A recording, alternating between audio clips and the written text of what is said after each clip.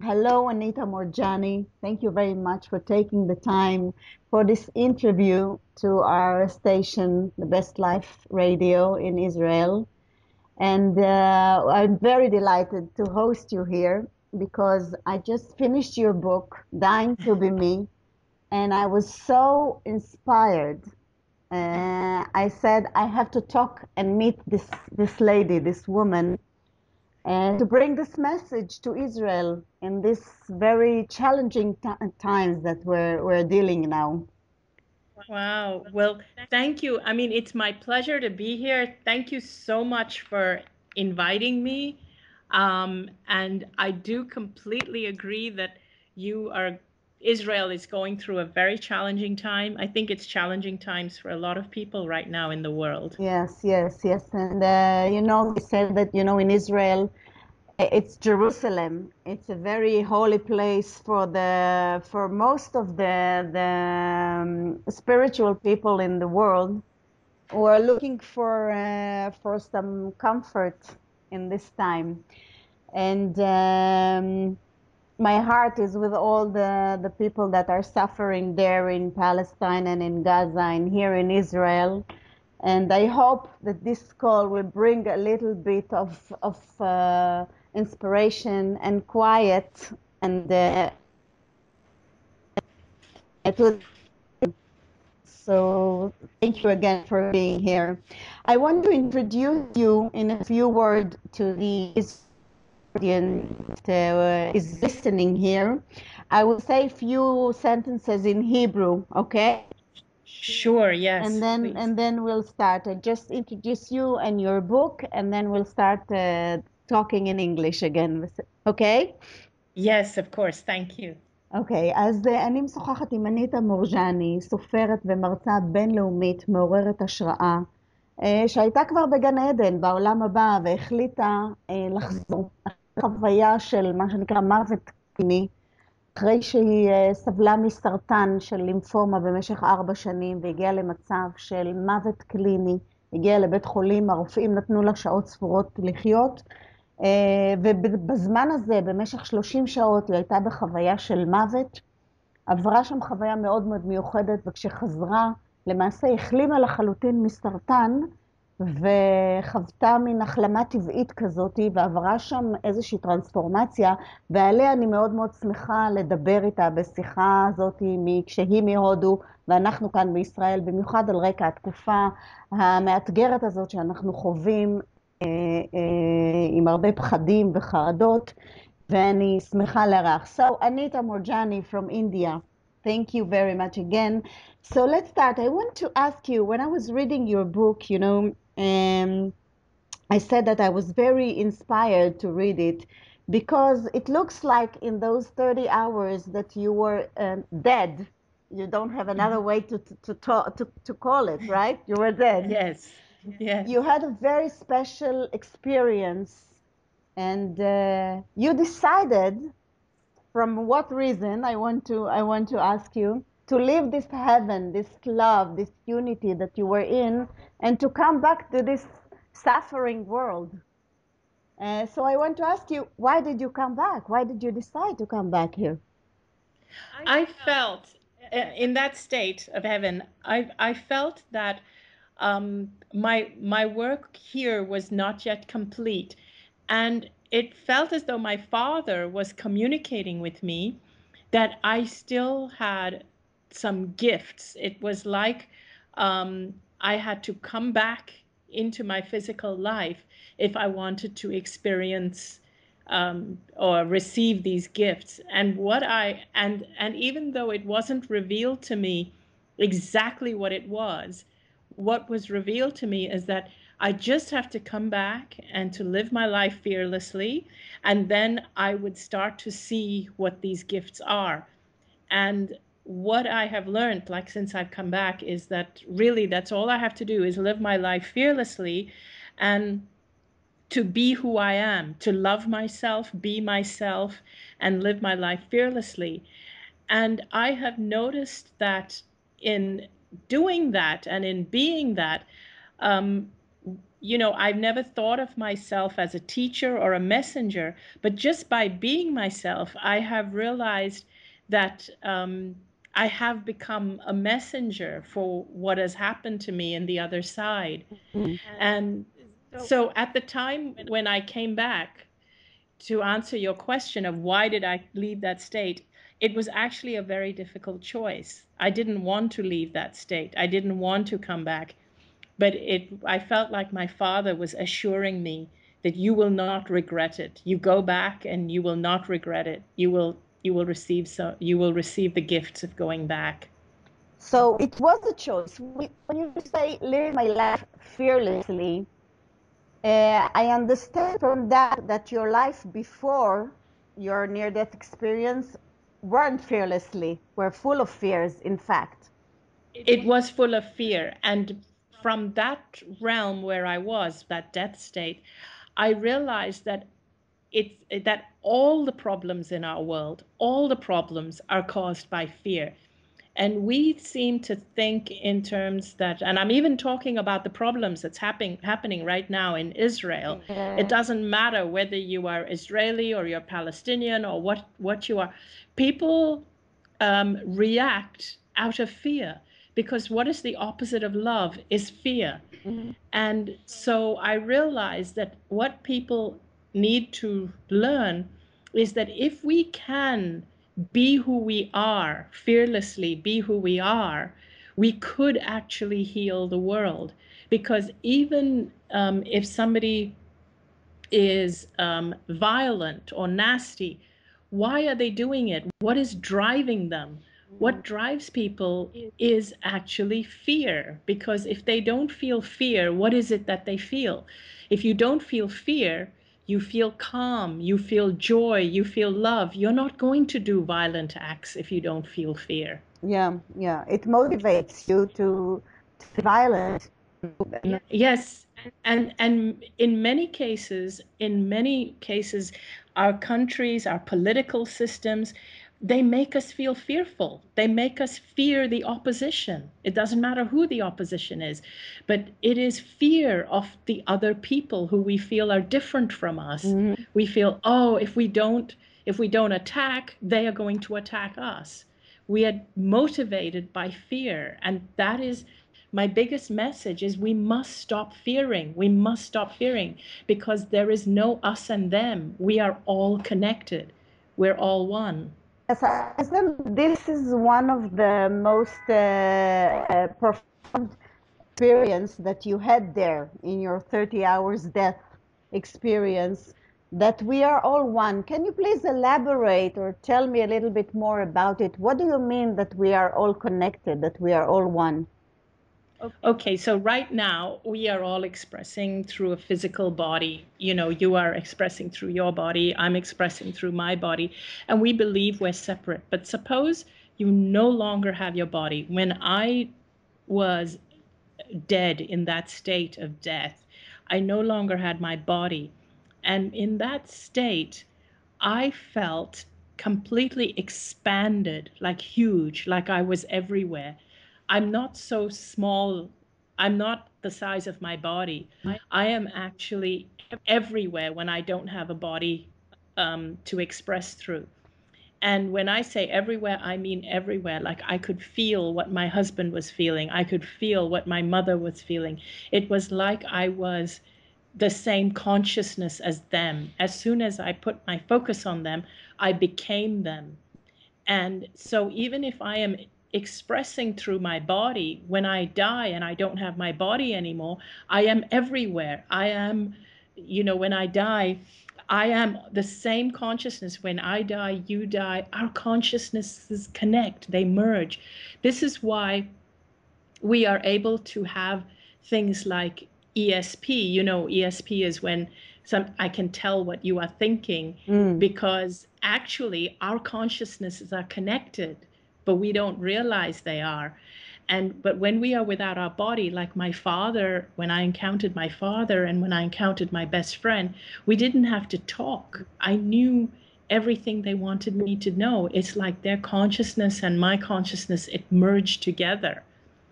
And so this is what I mean. It's like when you are without your body, you also, when I was without my body, I was without my race, I was without my color, my skin color, I was without my religion, I was without my culture, I was without my gender. I was just pure consciousness. And in that state, you realize how crazy it is that these physical bodies are all fighting with each other because we're a different religion. Because in that realm, there's no religion, there's nothing, we're all one. How come we are going in that experience of the physical body? If we could all be just, you know, energy and feel expanded, how come we need this human being experience, which in most times is about suffering and about violence and about hatred and about sickness? You know, why do we need this suffering here? Why are we not beautiful souls and energy? You know, I love that question because sometimes it's something I used to think as well before I had my death experience. I used to wonder the same thing, like why are we here and suffering, and I had this illness and all. Then when I was there, I realized that we choose to come here to experience separation and physical life, because in that realm we don't have any bodies. And when we don't have bodies, we don't have any biology. We don't have any taste buds. We can't taste chocolate. We can't fall in love because we love everybody. So we don't feel that passionate, romantic love that we experience here. And when we're there, we think, wow, that we want to come here and experience these things. And the reason why we come is to get to know who we are. It's to learn who we are. It's but the problem is we have got caught up in a world that has become pathologically fearful. And that's why everything has kind of gone too far wrong, because we have become so fearful as a race of people. And really, my main message to everybody is that fear does not work. It does not work. You cannot fight war with more war. You cannot fight fear with more fear. The only thing that we can do if we want to stop it is not to fight against what we don't want, but it's to show people, it's to show people peace. It's to promote peace and to promote love and to promote unity. And that's the only thing that we can do. We need to show people a better way rather than constantly fighting against what we don't want. Tell me, I want to hear a little bit about your background and how did you come to this experience? I understand that you were born to an Indian family living in Hong Kong. That's right. And I went to a British school, and I experienced a lot of bullying and racial discrimination when I was growing up because I was an ethnic minority. I was bullied quite a lot. I never fit in anywhere. I always felt I didn't belong. Um, Also because I went to a British school, and then after I grew up, my parents wanted me to have an arranged marriage because that's our Hindu way. I wasn't happy with that. They arranged somebody for me, but I ran away. And and so I brought a lot of shame to my family and also his family. And so in the end, I met my current husband, who is absolutely wonderful and supportive. But after I got married to him, I got cancer. And it was in that death state that I realized that one of the biggest causes of my cancer, I would say there's two huge causes. One of the biggest causes was that I never loved and valued myself, because I always felt I wasn't good enough because I was always bullied. I never fit in. And, I had been ostracized from my community for running away from the arranged marriage. So You were I've like the always, black sheep. of the family. That's right. Mm-hmm. That's right. So I always believed that there was something wrong with me. And I had lived a life full of fear. Like I was always fearful of not being good enough, fearful of displeasing people, fearful of failing, and always a very, very fearful person.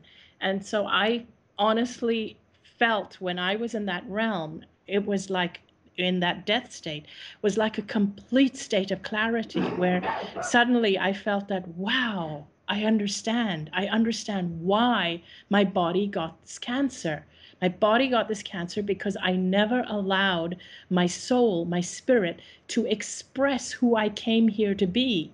Because my whole life I have felt there's something wrong with me. So I suppressed myself. I made myself small. I made myself like a doormat. Um, I would say yes when I meant no, just to please other people. So I always put myself last. And it's almost like the cancer is almost like me attacking my own body. Yeah, it's like an autoimmune disease. The Yes, body attacks itself because you weaken it by thinking you are not good enough, you are not fit in, you are not able to do stuff, and we do it to ourselves. Why do we do we it? do. Exactly. So this is the point. Now, what I believe is that when we feel inadequate and small and fearful, we react in two ways. Either we turn against ourselves, we turn inward and turn against ourselves and destroy our own immune system, or we turn outward and we fight with other people.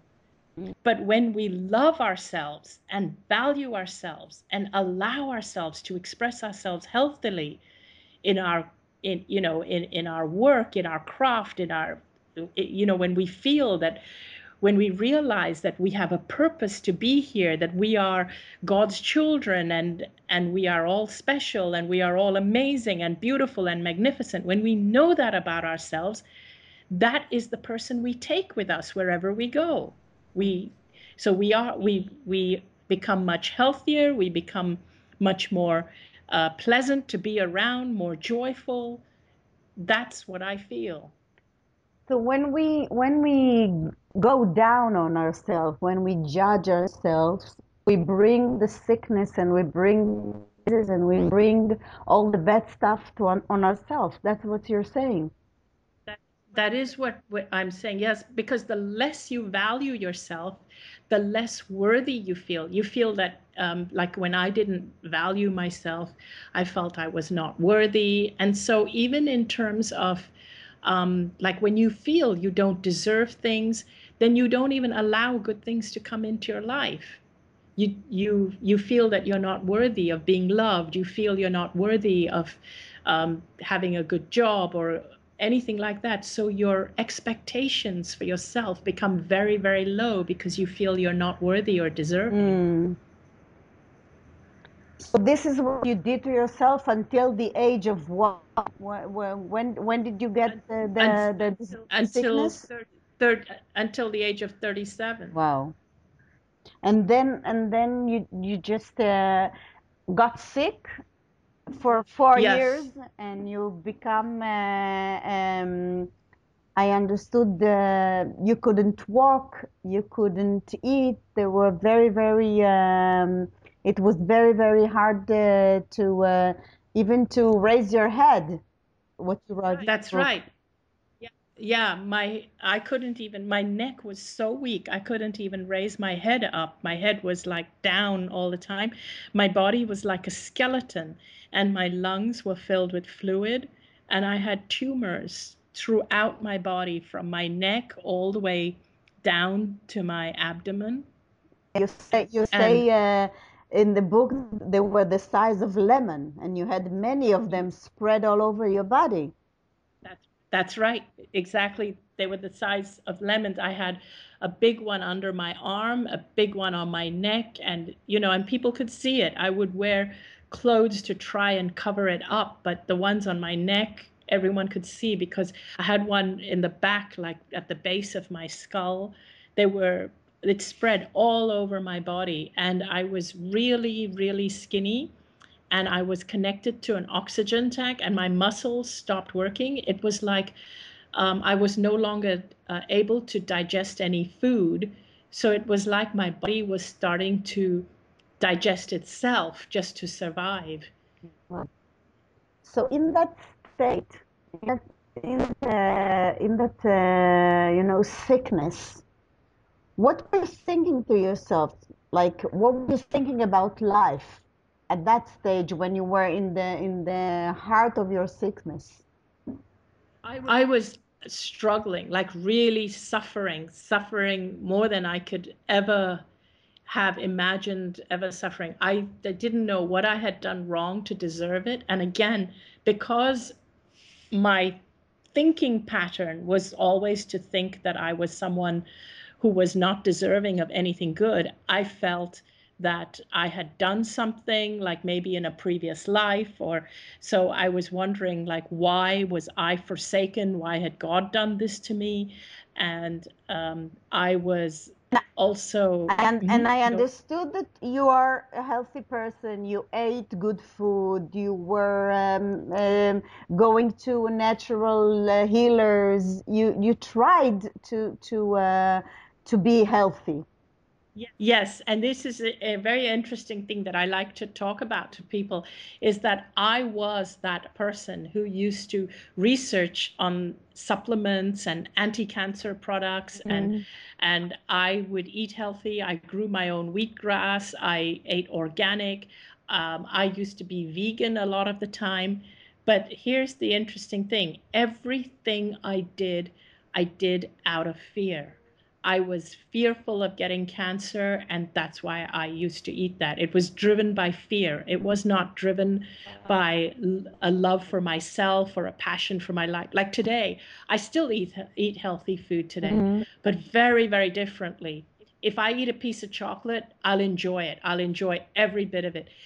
Back then, if I if I ate a piece of chocolate, I would feel so guilty and I would feel so scared that, oh my God, I put sugar in my body. Is that sugar going to contribute to cancer?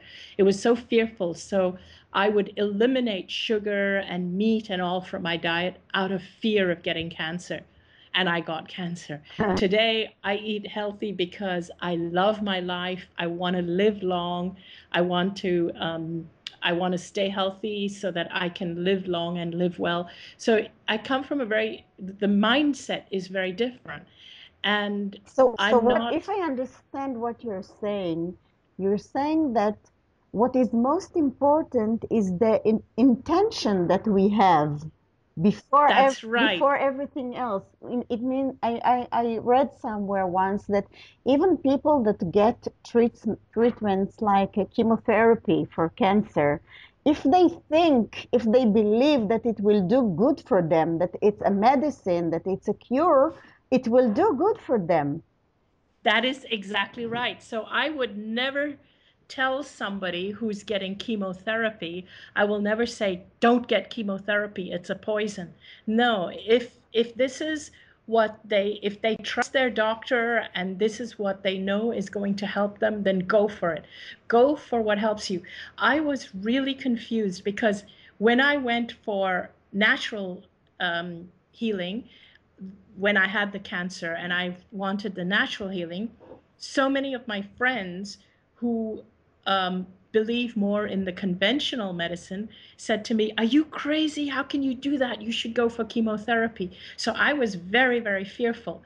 Then when I went for the chemotherapy, then all my friends who follow the natural healing, they were saying, are you crazy? That's poison. How could you put that poison in your body? So this is why I always tell people, if you're supporting someone who's going through cancer, support them. Whatever they choose, support them. Don't make them confused. And I tell the person who's going through cancer, choose the method that you believe in.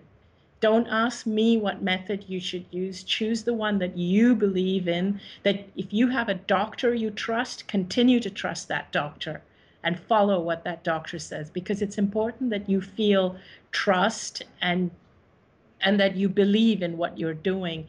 And what I wanted to say also is that when I used to eat healthy before I got cancer, I was obsessive about it. I was obsessive. Today, I still say I eat pretty healthy, but I'm very relaxed about it. If I feel like eating chocolate, I'll eat chocolate. If I feel like drinking a coffee, I'll drink coffee. But 60, 70, 80% of the time, I'm eating pretty healthy foods. But I know my body is healthy enough to deal with things like having chocolate or having a glass of wine because I take care of it. In the past, I used to fear eating all those other things. Today, I don't fear it because I know my body is healthy and can deal with that. One of the problems is that in many cases, people don't have the confidence in their bodies. They believe that we have to constantly work at being healthy. I don't feel that anymore. I feel that my body naturally strives to be healthy. Everybody's does. Yeah. We're born that way because when you're born, when you're a kid, you don't have to work at growing and at becoming strong and becoming bigger and growing taller. You don't have to take supplements to do that. Your body naturally does it. So now I rely on what my body naturally does, and then I support it. In the past, my belief was, oh my God, I have to do this, I have to do that, I have to. It's almost like an obsessiveness that if I don't do it, my body will break down. And a lot of people today have that mindset because I think because of all the advertisements and marketing for supplements and nutrition, people have become obsessive about their health to the point they feel like if they stop, that their body's going to break down. I met not long ago a Dr. here in lecturing. I know that you know him from Yes. Uplift. Yeah, he's lovely. He's lovely. He's a great human being and a great renovator, I think, a changer of this world. And he also said that it's not our genes, it's not our anything else, but our beliefs that is the most influence on our health. Yes. So we can eat grass wheat from morning to dawn, but if we think bad thoughts about ourselves and about other people and about the world, it will poison us, even if we eat the most healthier food. Exactly. So the environment, it's our thoughts, our belief, it's the environment that is most important to us if we want to be healthy. This is what I took from him. And Yes. Tell me something else. When you were there in that state, it was about 30 hours, right? That's right. And you say in the book that you felt like there is no time and no space. It's not the time that we feel here, like a minute after a minute, like the linear time, the usual time. So explain a little bit about that. What do you mean by that?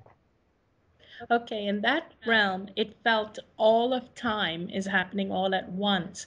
So one of the ways that I explain it to make it easier to understand is that you see, the way it felt was that wherever I put my awareness, that's where I was, and it didn't matter if it was something that was in the past, like another life, or something in the future. And in terms of place, it didn't matter if it was in the hospital room or it was something on the other side of the world. Wherever I put my awareness, there I was. And so if you imagine like a picture, a big tapestry, a huge picture, and imagine the picture is so big, it's, let's say, as big as the side of a building or something. And if you're really close to it, you can't see the whole picture. So let's say it's a beautiful and complex and complete picture, very beautiful, but you have to stand really far back to see the whole picture for it to make sense. And let's say you come really close to it. And when you come really close, you can't see the whole picture, but you notice that the whole tapestry is made up of silk threads woven into this tapestry to make the big picture. So all these silk threads are woven together. Imagine if one of those strands of silk threads is your life, and you are looking at this strand of thread as it weaves through the tapestry. You can see where this thread, which is your life, has touched other threads. That means where it has touched other people. And you can see where it is still yet to touch other threads. And you can see where those threads have gone on to touch other threads, which means touched other people. Now, if you are that thread, when you are in that thread, let's say when you are not in your body, like in the state I was not in my body, I was in the death state. I could see my life from the outside. So I'm looking at the thread that is my body, and I'm looking at the whole tapestry. When I am that thread, I can't see the whole tapestry. I'm just traveling along that thread, one point at a time, and I'm living my life as I go along that thread. And so that is linear time and linear space. I can't jump from one place in that tapestry to another. I have to travel along my thread to go to the other side. But when I'm not in my body, and I am on the outside and I am just pure consciousness, I can see the whole tapestry. That means I can see my entire life, the entire thread, where it has touched other people. I can see other lives I have lived. I can see everybody else's thread. And that is what it's like seeing all of time all at once. So it's like I can see all my lives all at the same time, because I can see the whole complete tapestry. I can see the beginning and the end of my life. So that's how you got really the big picture, and that's what made everything clear to you? Suddenly everything was clear. You can see who you are, who is God, Yes. what your purpose is. Yes, suddenly it was all very clear to me what it was, how I had caused the cancer. That was so clear, what I had been doing, how every decision, every choice I had made in my life up to that point had caused me to be lying there in that hospital bed in that moment. I could see how it was that I had traveled down that thread in that tapestry. I could see how if I chose not to go back in my body, what it was that I would be missing out. I could see that if I chose to go back in my body, that my body would heal, and this is what was still going to happen in front of me. And this was what I was going to miss out if I don't go back. So tell me, for us human beings, mortal, who didn't have your amazing experience, how can we tap into this experience of being one with God, of eternal love, of connection with everything, of timeless, of expansion? How can we, is it possible to experience it here on earth in our physical body? Or do we all have to have a near-death experience for that? And in fact, my purpose for sharing my story is so that you don't have to go through what I went through. And in fact, I'm writing so much about this right now. In my second book is about how to experience heaven on earth right here and right now. And the thing is that we are supposed to be experiencing heaven, but we live in societies that seem to promote fear rather than connection and love. So we really have to start to consciously make a choice that we are no longer going to buy into this fear-based model anymore. We're not going to listen anymore to governments that tell us to fear our enemies and to fight terror with terror. We have to stop listening even to medical models that tell us to fear illness, because illness is not something that just happens to you. You are not a victim. We have to stop believing that we are victims, that life does not happen to us. Life actually happens through us. It happens for us and it happens through us, not to us. That means that you are a vehicle. We, you, me, all of us, we are vehicles, channels for life to express itself through us. And once we stop buying into all this fear-based thinking, fear-based in terms of fighting terror, fear-based in terms of fighting illness. I mean, you even look at the medical model. What do? And I'm not blaming any individual doctors. Doctors go into medicine because they want to help and heal people. But what if the whole premise of medicine from the beginning, what if the whole premise that we base it on, what if that is wrong? The fact that we go in there just looking for illness instead of focusing on wellness. Why don't we focus on wellness instead? Why don't we promote wellness and teach people what it feels like, what it looks like to be well? And instead of, every dollar we spend towards medical research, cancer research, is to look for illness, whereas we don't spend any money to teach people how to be well, how to eat well, how to live well, how to be spiritually well, how to be well in your mind, in your body, in your spirit, in your soul. We don't teach that to people. We don't spend money on that, but we spend millions of dollars just focusing on illness. So it's these kinds of things that I think that if we stopped buying into it, we would have a huge shift. But I think on an individual level, if we started to tune inward and listen to your heart, spend time alone, whether it's in meditation, in prayer, or sitting in nature, listen to your heart and stop listening to all the different voices out there. We spend a lot of time getting confused, researching things on the internet, listening to conflicting information. I always say that don't listen to all the different conflicting information. Tune in and listen to yourself. Listen to your own heart. And when you tune into yourself, then the right information from the outside will also come to you at the right time. The right teacher will come at the right time. But tune into yourself first before anyone else. Even before listening to me, listen to yourself. So how it's so hard to be myself, to listen to myself? I mean, it's supposed to be a natural thing, isn't it? It is. And the reason it's hard is because we've been conditioned from a young age in our upbringing to listen to other people, to listen to authority. And so we think everybody is right and we are wrong. When somebody contradicts you, when somebody tells you that, oh, do it my way, not your way, we immediately assume that, oh, they must be right. They know better than me. But nobody knows you better than you. Somebody needs to tell you that you have the power within you. You are your own guru. You have access to the same power, the same God, the same magnificence, the same universal information that anyone else does, that any guru or any enlightened being does. You have access to that same power, that same energy. Don't give your power away.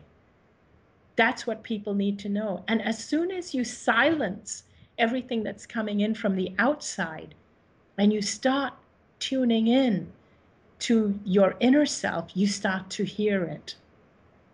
We don't trust it when we hear it. That's the problem. Yeah. And I think we need to learn, we need to teach our kids that, tune in, listen to your heart and trust it. We don't trust it because we haven't been brought up to trust it. So how would we know, like if I'm tuning in?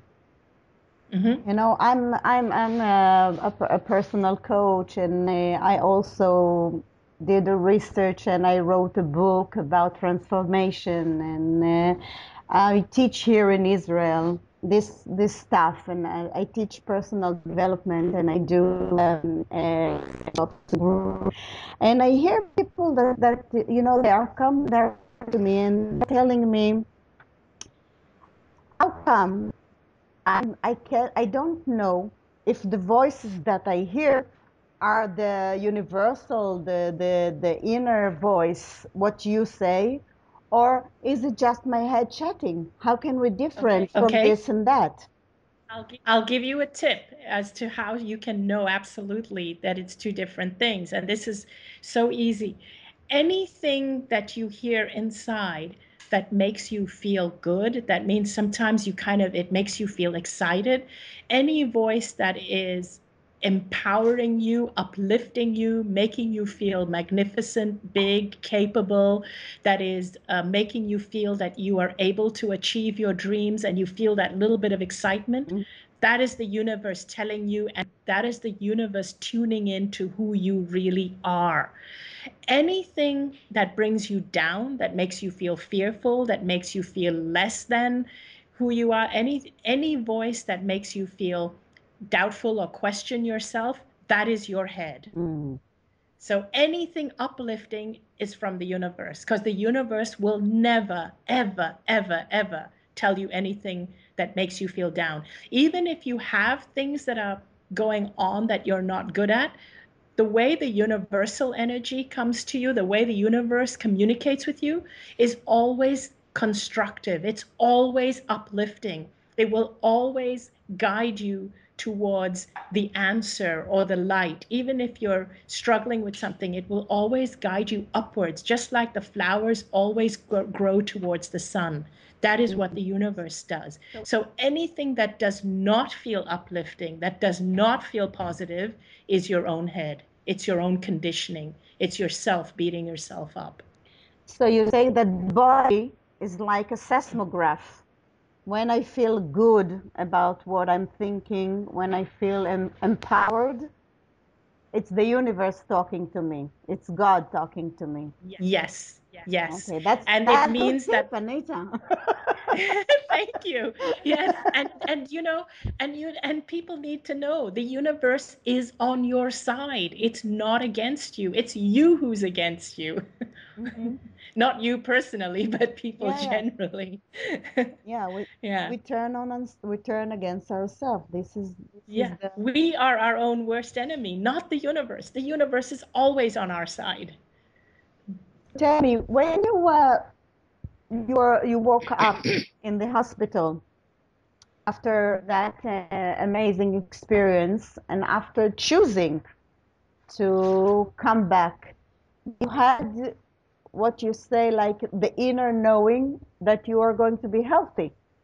Yes. Even though you came in a very, very bad stage when they told your family, come to say goodbye because it's Anita's last hours. But that's right. But you knew that you were going to be okay, and the doctor didn't believe you. The doctors didn't believe me, and they were telling my family to be really cautious. They thought I was delirious, because in actuality, I would go one step further to say I knew I was already okay, but my body just had to catch up. That's what I was really feeling inside. I knew that spiritually, I was healthy. I was fully healthy, but because the physical body is denser, it just had to catch up to what I was really feeling. And it took about what 3-6 weeks until it balanced. It took 5 weeks, and in 4 days the tumors had shrunk by 70%. And by 3 weeks, they couldn't find any trace of cancer. And the only reason they still kept me in hospital for 5 weeks is because they were waiting for me to get stronger physically. And in 5 weeks, I was able to walk. I was able to walk again, and I was physically strong enough to leave the hospital. So, miracle. There's no other way of putting it. It's a kind of a miracle. I mean, I read one of the doctors, when he tested you and they couldn't find signs of the cancer after 4 weeks, he just threw the papers and he said, I don't understand what's going on here. I can't explain this. Exactly. He just couldn't. He said, I don't even know what to write in your medical records. He just said, I don't even know what to make of you. But you knew that it was because of this clearance that you had. It's because of but what cured you really? What was the essence of the cure that you got there in those 30 hours? The real essence is realizing my own true value. And really that is my message for everybody, is all you have to do is know your worth. And it was really realizing there's a reason that I exist. There's a reason I'm here, and I have a purpose. And, and I am somebody who is, you can say, I am a child of the universe, just like everybody else. I have a right to be here. I am worthy. I am deserving. And it's just that realization that, wow. And then it was followed by a feeling of, I will never forsake myself. I'll never let myself down. I'll never let anybody treat me like a doormat again. And actually, it's not even a question of not letting other people treat me like a doormat. It's myself. I will never treat myself like a doormat, because other people can't treat you any way you won't let them treat you. Yeah. And it was that realization, wow, I will never do that to myself again. So if I want to, to take like four tips as them, or guidelines in the experience, would you? Okay, so for 3 or 4 guidelines, one is, I would want everybody to know that that it is absolutely not selfish to love yourself. That most of us are brought up to believe that it's selfish to love ourselves. Excuse me. I would want everybody to know that it is absolutely not selfish to love yourself, because when you don't love yourself, what happens is that when you don't love yourself, you become needy, you bring yourself down, you feel undeserving, you feel unworthy, and then you expect other people to fill the void that is in your heart, and it makes you even more needy. And but I believe that when you do love yourself, what happens is you take care of yourself, you value yourself, you allow good things to come to you, you allow yourself to find joy, and you become a self-actualized person, and you bring a fully realized person out into the world. So the one tip I would give is that it is not selfish to love yourself, and it is the best thing you can do for yourself and the best thing you can do for the world around you. The other thing I would want people to know is... Just 1 second. How do you do that? How do you yeah. How do you love yourself in that deep, profound way that you're talking about?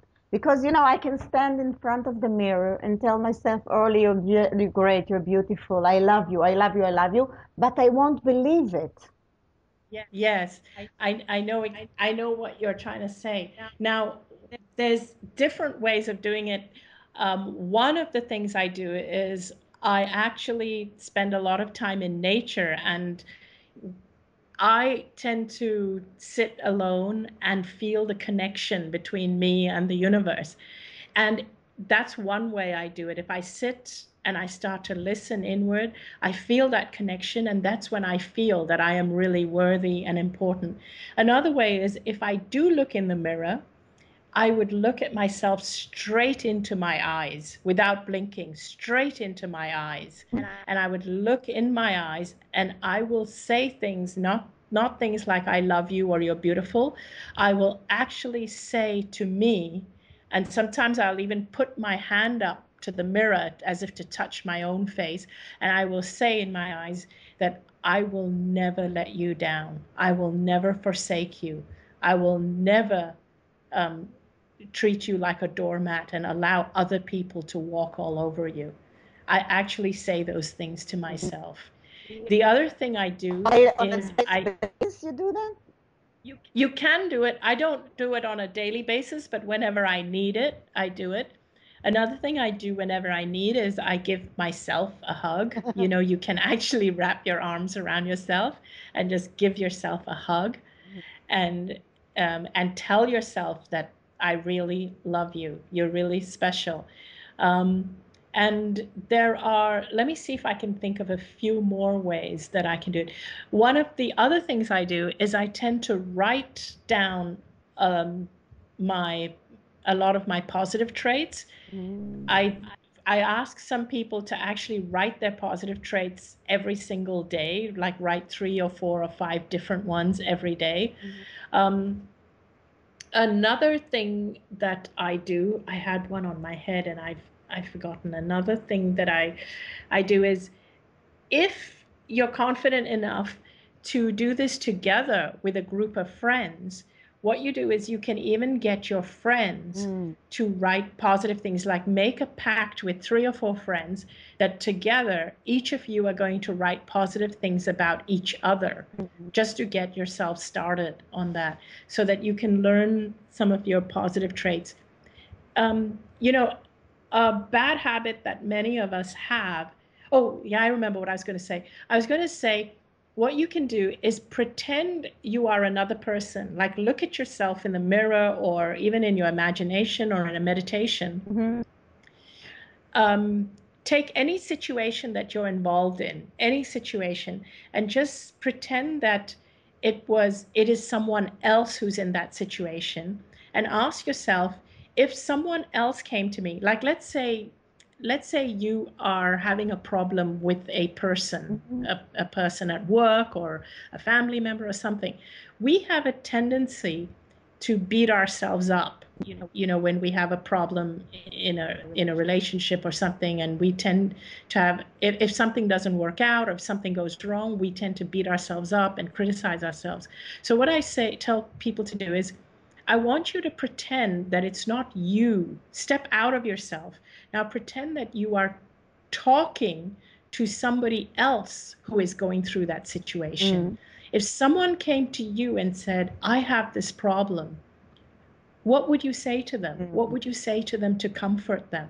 What would you say to them how to deal with it? Now look at what you would say to someone else and compare it to how you're treating yourself in that same situation.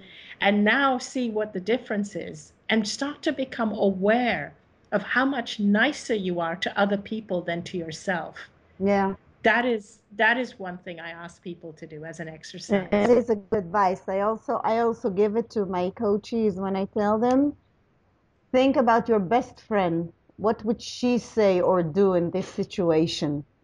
And yes, so it gives another perspective to the person. Exactly. Of somebody who wants your best, or somebody who loves you, what she would do, what she would say in this situation. Yes, and what would she say to you? Or if she was in this situation, what would you say to her? Yeah. All right. So this is the first guideline, to love yourself. It's not selfish to love yourself. And we have a few tips how to do it. What is the second thing? The second thing is, whatever choices and decisions you make, become aware of whether you are doing them out of fear or out of love. There is only one reason to do anything in life, and that is out of love. And whether it's out of a love for yourself, a love for another, a love for life, but not out of fear. And I mean, to give you an example, many people even get married or get into relationships out of fear, a fear of getting older, a fear of their biology clock running out, they want to have kids. It's a fear of being left behind or being left alone. But the only reason to get married is out of love. Even the things we do for ourselves, like when we eat healthy foods, when we do healthy things, when we exercise, the only reason to do it is out of love for ourselves, not out of a fear, not out of fear of being sick or fear of gaining weight or whatever. It should be out of a love and a passion for who we are. Even if we want to, for example, lose weight, it's so much easier to do that if you love yourself, because then you will take care of yourself and take care of what you eat. But most people think, oh, I hate who I am. I hate myself. I'm going to lose weight and then I love myself. It doesn't work that way, because if you hate yourself, think about this. If you hate somebody, as if you're going to take care of them, you're going to do less for them. Yeah. So you have to love yourself first. And then the second thing is every choice, every decision you make has to come from a place of love, not from a place of fear. The driving force, so start to become aware. What is the driving force behind your decisions? Is it love or is it fear? And many people think that, oh, I have to teach my children to fear things, like to fear crossing the road because it keeps them safe. No, actually, love keeps people safe. If they love their life, then they will not do things that endanger their lives. They will not put themselves in the line of danger. They will take care of themselves if they love themselves. You don't want kids to be so fearful of going out that all their choices are made out of fear. And also in career choosing, if you choose Yeah. that something that you're good at, that makes you smile when you do it, that gives value to your life and purpose to your life, and not choose it because it's close to home, or Yes. it has good money, or it's what we do in the family. We are all doctors. Absolutely. That's a good tip. Yeah, to do things Yeah. out of love. Yes, absolutely. Um, and another thing that I also mention to people is that you have to lighten up and don't take life too seriously. Most people believe that in order to be spiritual or in order to get ahead, you really have to be serious and work hard, but that's not the case. That's not the case. Life is a journey. It's not a destination. It's not about getting to a destination. There is no destination, because one day you'll be at the end of your life and you'll realize you never reached the destination that you thought you were aiming to go to. Life is a journey. Every moment is part of your journey. And if all you do is find your joy in every moment, then you will have lived a joyful life. Whatever happens, wherever you go, whatever you do, if your only aim is to find joy in that moment, you will have lived a joyful life. So learn to laugh at yourself. That's what I always say. Don't forget to smell the roses, eat chocolate, drink the champagne. You love chocolate, huh? I do. I've had to cut down on it a lot. But I do enjoy a good chocolate. I love desserts. I have a sweet tooth. That's my big problem. Yeah. So tell me, you say that the biggest thing that you learn is that when you are yourself, when you be yourself, this is the most important lesson that you've learned there. And also here, if you have a tip for people, because as you say, now there is the internet, there's a lot of information, a lot of confusion. People don't really know who they are. They confuse themselves. They say, when you ask people, who are you? They say, I am my job, I am the mother, I am my body, I am the money I accumulated, I am my house, but they don't really understand who they really are. What would you say to them? Who are we? I would ask them, actually, in order to find out who we are, I would actually ask people what brings them joy, what makes them happy in this moment, what would make them really happy. If you didn't have to worry, for example, if you never had to worry about money or paying the bills or anything, what makes you happy? And I'm not telling people that now go and quit your job or anything, but when you ask that question, that if you could do whatever you wanted to do, and if you could do whatever made you happy, what would you do and what would make you happy? They start to get to know who they are and what drives them and what makes them feel passionate. And these are the kinds of questions we need to ask ourselves. One of the problems we're having is that we're not asking these questions to young kids before they choose their careers. They are only realizing the importance of this years later, when they're in their 40s or 50s, and that's why we have things like midlife crisis. after they've spent a lifetime doing something that doesn't make them happy and they're not being who they are. Either they get a heart attack or they get cancer or they get depressed and they have a midlife crisis and they realized their life has been all wrong. We really should be asking kids from the time they're young, what makes you happy? What makes you heart sing? What brings you joy? What brings out your passion? What is it that you enjoy doing? If you could do something every day. And here's the thing, when we are being who we are, we don't need to think in terms of I have to work from 9 to 5, because your work and who you are one and the same. For example, right now, I love what I do. I love writing. I do a lot of writing. I love the public speaking events I do. I love doing interviews and blogging and all kinds of things, all the things related to what I do, that I don't set a schedule. It's like whenever I'm inspired, I just do it. I work whenever I feel like it. And when people are not being who they are, they need a knockoff time. It's like, okay, I get off work at this time, and then they go out, and of course, a lot of people tend to go out drinking or whatever to forget all the problems and to forget their work because they're so miserable at work. Or they take drugs, or they take food, or they take something else to make them feel better. Yes, as an escape, exactly. As an escape, yeah. Yeah. And that's because the choices... Or they're waiting, you know, there are many people are waiting. In the future, it will be good. Now Yes. I have to work hard. Now I have to do this and that. Now I have to, I don't know what. But in the future, so they live in the future, not in the moment. Exactly. And if we all learned that life, you know, there's no destination, it's the journey that matters. It's the moment that matters. It's finding joy, following your passion, doing what makes you happy now. That's what actually matters. But the thing is to really start teaching that to our kids so that they don't make the same mistakes we did.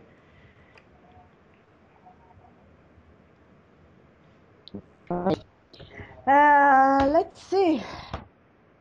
So if you had, you know, one message to one sentence or two sentences that would be the most important or the most influential on people, what would it be? I would want everybody to know that they are amazing, magnificent, powerful, beyond belief, more than they realize it, more than they have been brought up to believe they are. You are capable of more than you think you're capable of. You don't need fixing. You already are everything you're trying to attain. Go out and live your life fearlessly. That's what I would want people to know. Wow. So, Anita, what can I say? Thank you very much for the love, for the inspiration, for the good tips.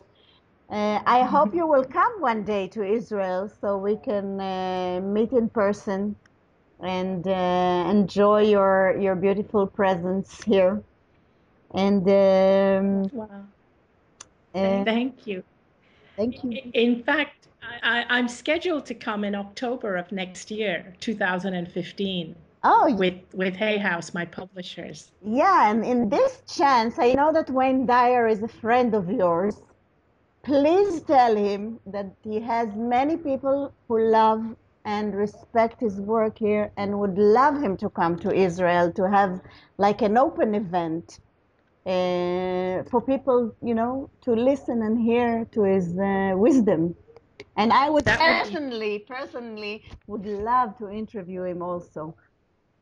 Yeah, that would be amazing. That would be beautiful because yes, I will be coming with Wayne Dyer in October 2015. Wow, great. And you have like open events here?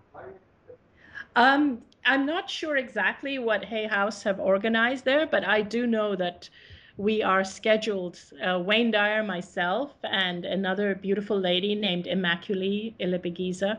The three of us are scheduled to come and speak in Israel in October of 2015. Are you ready now? I will be happy to meet you Me in too. Israel. Thank you. I would be delighted to meet you. And thank you very much, Anita. Namaste, and God bless you and your work, and keep doing the good work in the world. Thank you so much, Orly. Namaste. Thank you. Bye. It was great Bye. talking to you. Bye-bye.